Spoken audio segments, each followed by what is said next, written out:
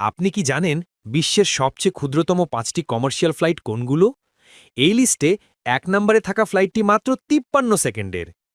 ৫ নম্বরে রয়েছে গ্রিসের কার্পাথোস থেকে কাসোস পর্যন্ত। এই পথে দূরত্ব মাত্র ১৯ কিলোমিটার।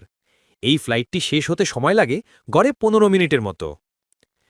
৪ নম্বরে রয়েছে অস্ট্রিয়ার ভিয়েনে থেকে স্লোভাকিয়ার রাজধানী ব্রাতিস্লাভা পর্যন্ত।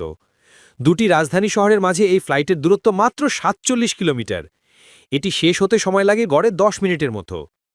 ৩ নম্বরে রয়েছে সুইজারল্যান্ডের সেন্ট গ্যালেন থেকে জার্মানির ফ্রেডরিক শাফেন পর্যন্ত। এই ফ্লাইটের দূরত্ব মাত্র ২১ কিলোমিটার। এটি সময় নেয় মাত্র ৮ মিনিটের মতো।